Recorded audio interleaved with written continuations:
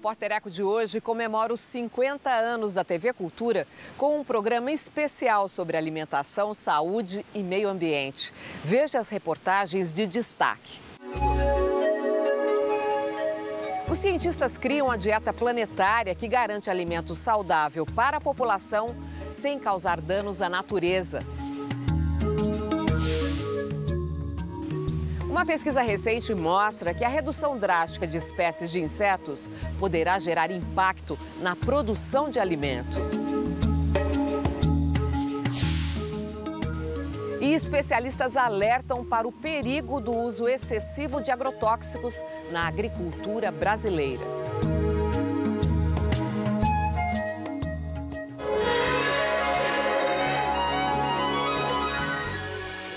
O Brasil é um dos maiores consumidores de agrotóxicos do mundo.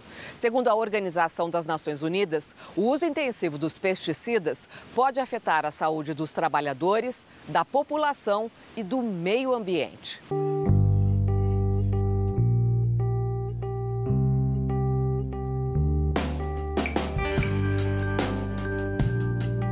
Herbicidas, pesticidas e inseticidas.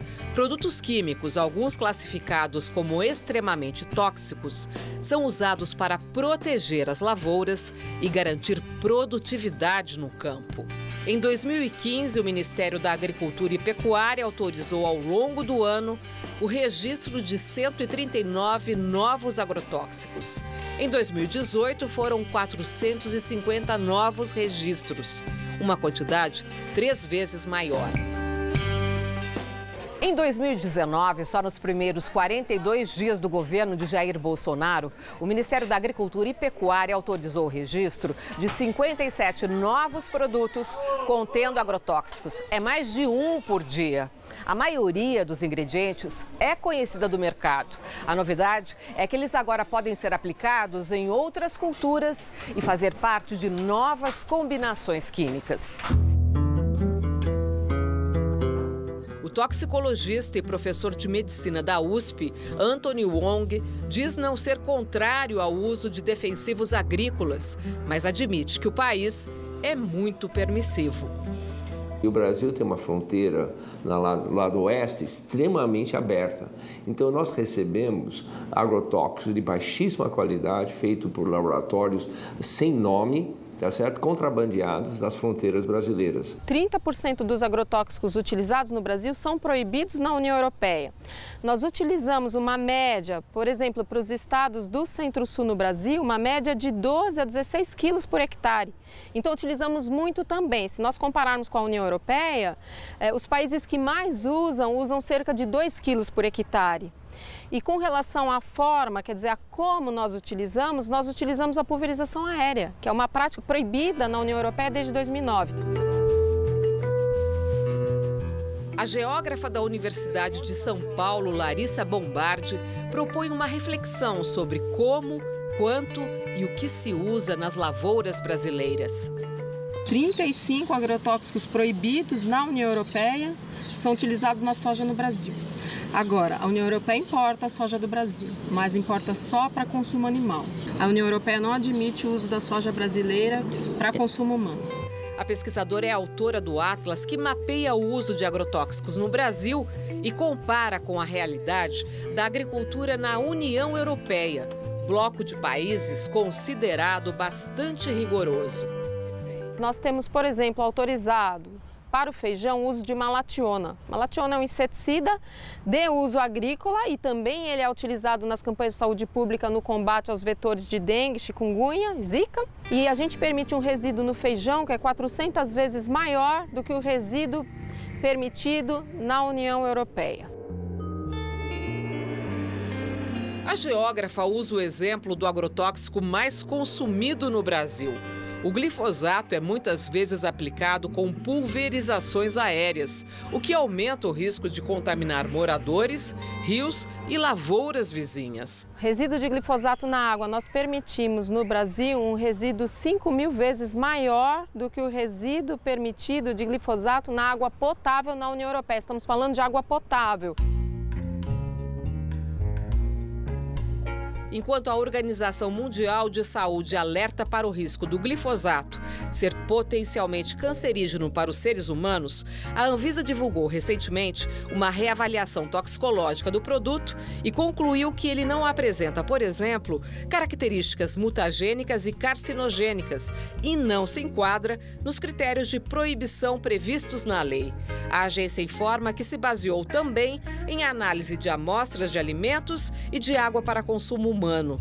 Uma consulta pública está aberta no site da Anvisa.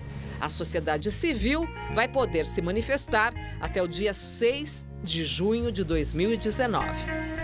27% das amostras de água potável no Brasil, em 27% foram encontrados resíduos de agrotóxicos do glifosato, mas só 0,03% dessas amostras estavam com um nível acima do permitido. Mas aí nós nos perguntamos, mas ora, a gente põe um limite que é 5.000 vezes maior do que o da União Europeia e daí comemora que pouco está acima desse limite? Para cada morte, existem 100 outras pessoas que estão doentes. Sabia? O dado é esse. A geógrafa vai apresentar o Atlas de Agrotóxicos no Brasil em um encontro internacional em Berlim, na Alemanha. Eu penso que a sociedade civil na Europa tem que ter consciência de que ela é corresponsável pelo que está acontecendo aqui. Tanto porque uma grande parte das empresas produtoras dessas substâncias tem sede na União Europeia e proíbem lá produtos que autorizam e vendem aqui no Brasil. Tanto porque consomem produtos produzidos no Brasil. Então eu penso que não dá para a gente entender os países separadamente, que a gente precisa construir essa rede de conscientização e solidariedade com a comunidade europeia.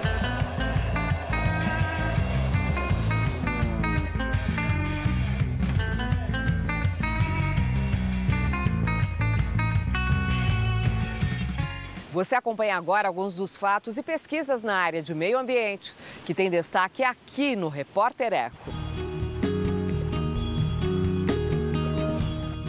Uma mistura de 27 agrotóxicos foi encontrada na água de uma em cada 4 cidades brasileiras, entre 2014 e 2017. São 1.396 municípios. Entre as principais capitais estão São Paulo, Rio de Janeiro, Porto Alegre, Manaus, Fortaleza, Curitiba, Cuiabá e Campo Grande.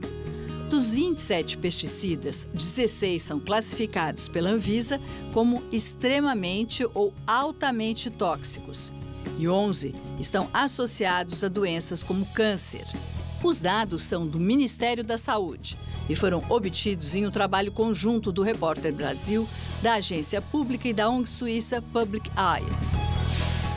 Adalberto Eberhard, presidente do Instituto Chico Mendes de Conservação da Biodiversidade, pede demissão depois de ocupar o cargo durante 3 meses. A saída ocorreu em meio à ameaça do ministro do Meio Ambiente, Ricardo Salles, de abrir processo administrativo contra servidores e difundir o ICMBio ao IBAMA. Salles indicou o atual comandante da Polícia Militar Ambiental de São Paulo, Coronel Homero de Jorge Cerqueira, como novo presidente do ICMBio. O Ministério Público Federal recomenda aos órgãos ambientais que intensifiquem a fiscalização e combate ao desmatamento ilegal no interior e em torno da Floresta Nacional de Jamari, em Rondônia. O MPF também orienta os agentes ambientais a apreender ou inutilizar o maquinário dos infratores, caso não seja possível transportá-los. Na semana passada, o presidente Jair Bolsonaro gerou polêmica ao desautorizar a queima de tratores por fiscais do IBAMA em operação na Flona.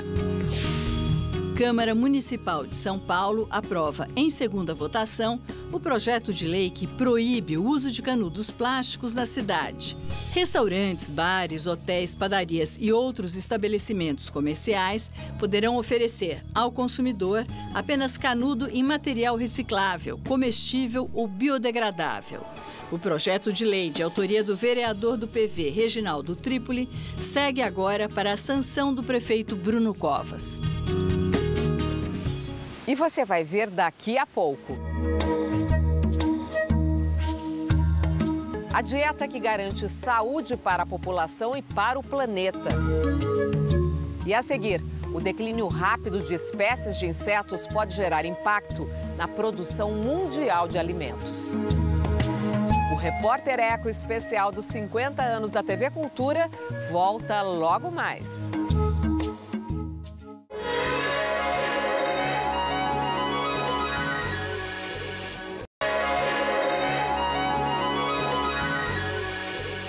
A redução drástica de espécies de insetos ameaça seriamente a natureza.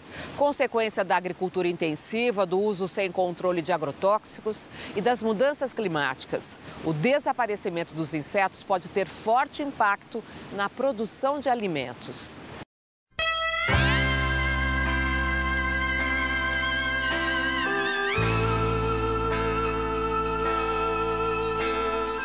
Eles são muitos. De longe, os animais mais comuns do planeta.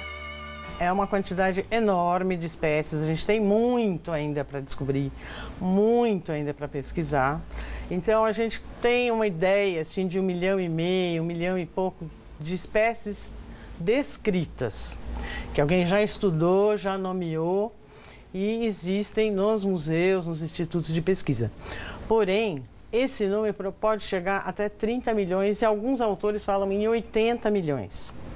Isso porque há muito ainda que se estudar de insetos em todos os ecossistemas que a gente possa imaginar. Aqui nessa matinha do lado do museu a gente tem espécies não descritas ainda. Insetos são pequenos no tamanho, mas enormes na importância. Ocupam um grande espaço na vida da doutora Eliana, chefe do Serviço de Entomologia do Museu de Zoologia da USP. Quando fala de importância de insetos, pensa logo nos bichos praga, que transmitem doenças e coisas assim, né? Então fala nos díptera, quer dizer, mosquitos, moscas, mas eles têm uma importância imensa nos ecossistemas. No Cerrado, por exemplo, esses montes enormes que as pessoas veem pelo interior de São Paulo, por exemplo, são cupins.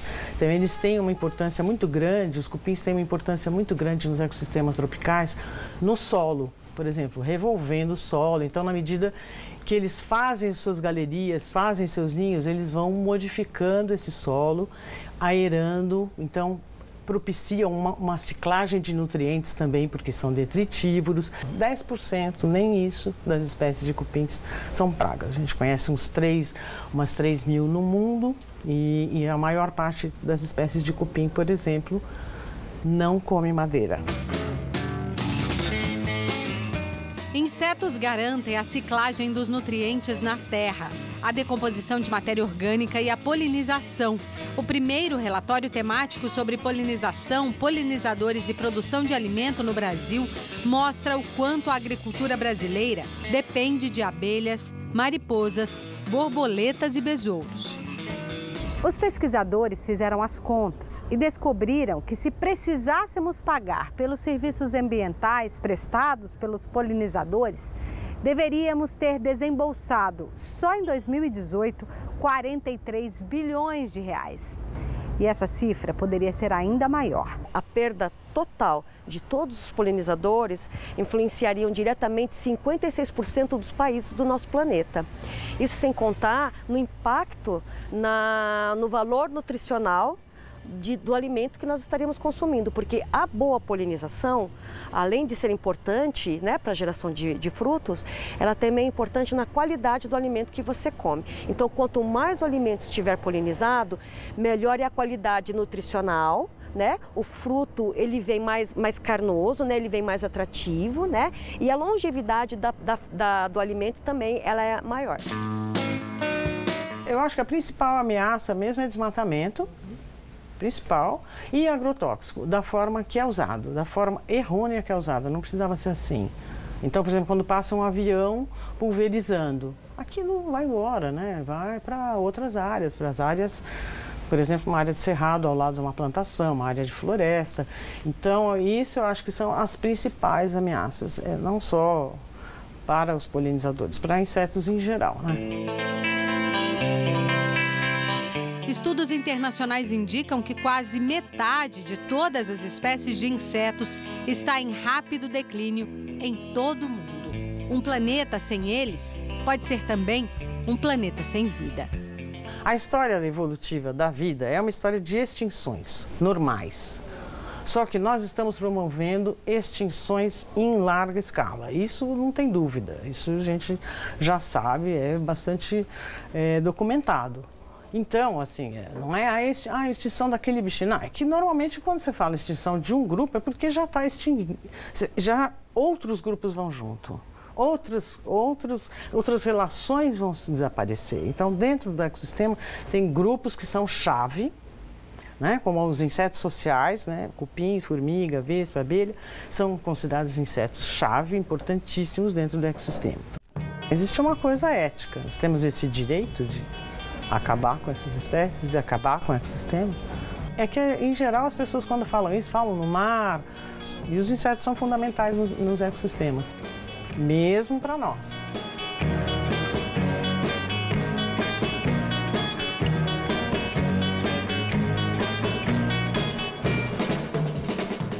Chegou a hora das imagens que a gente escolheu para você na internet.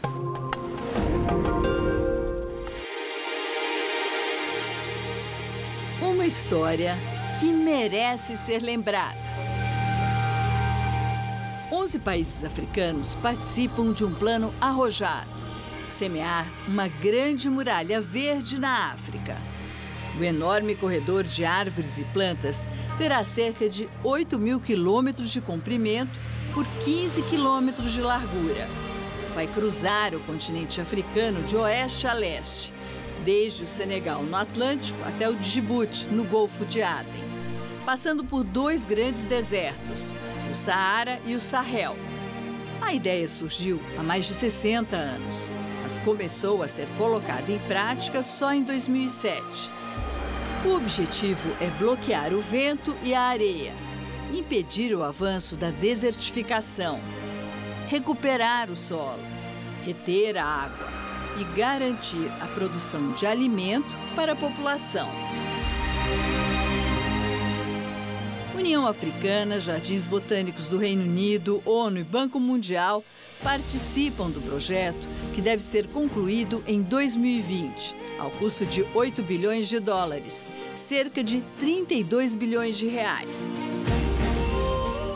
A Grande Muralha Verde, um exemplo de plano de reflorestamento que pode garantir um futuro melhor para milhões de pessoas na África.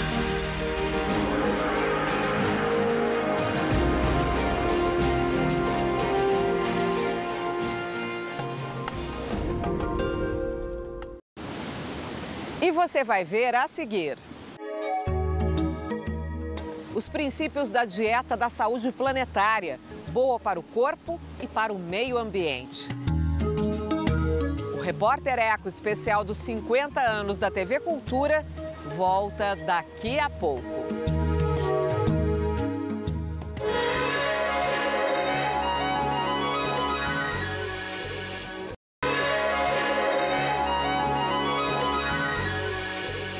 Cientistas de vários países criaram a dieta planetária, que garante a saúde do ser humano e do meio ambiente. O desafio é alimentar a população sem causar danos à natureza.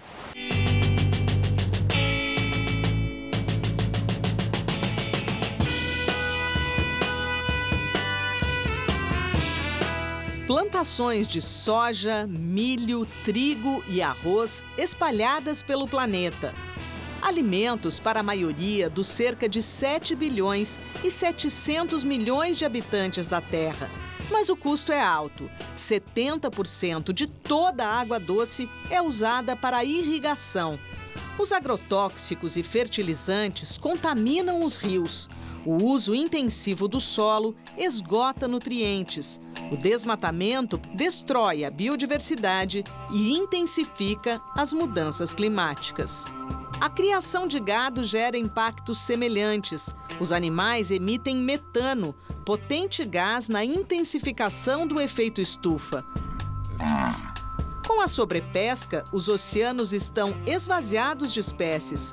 O desafio é reduzir esses impactos na produção e promover a saúde das populações.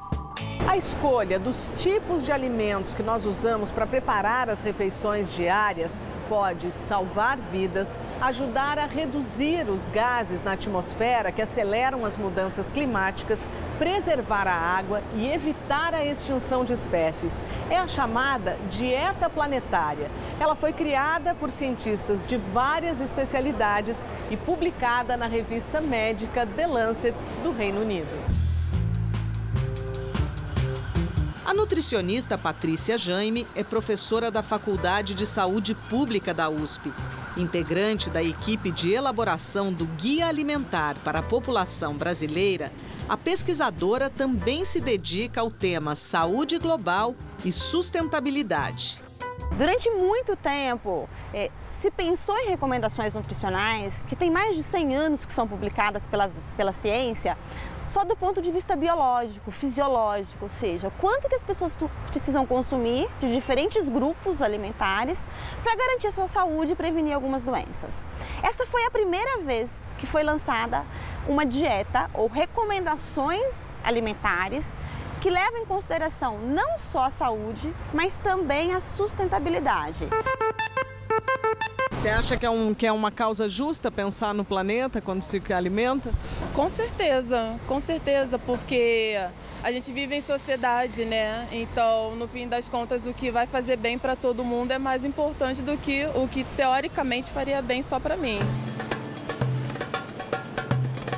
Maior consumo de legumes, verduras, frutas, de cereais e leguminosas como feijão, castanhas, nozes e peixes.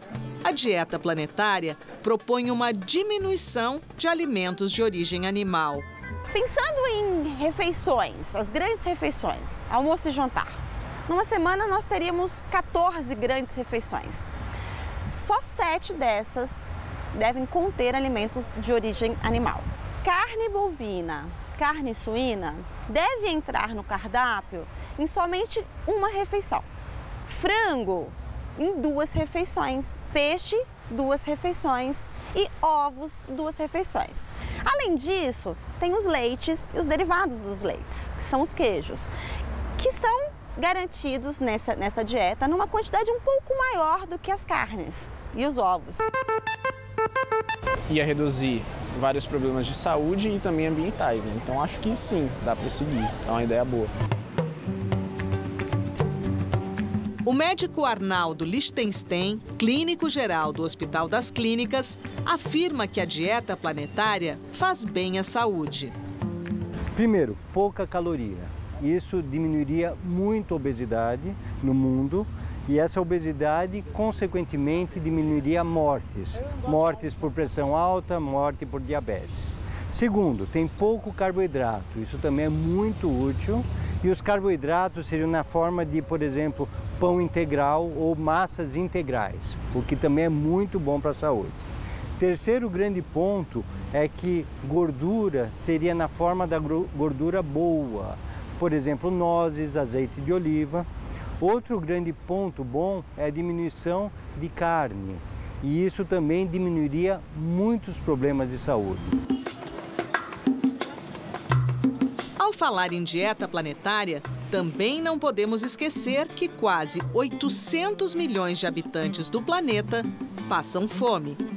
A obesidade é uma epidemia que mata a população, não tenha dúvida. E a desnutrição é a pior chaga social que existe. Enquanto a Terra, o planeta Terra, se dividir em obesos e desnutridos, isso é a vergonha mundial. Passam pela educação, passa pela constituição de ambientes alimentares saudáveis nas escolas, nos locais de trabalho, para o consumidor, nos equipamentos de abastecimento, supermercado, feira, sacolão. Isso não acontece naturalmente pelo livre mercado, isso tem que ser, de alguma forma, induzido por políticas públicas promotoras da saúde.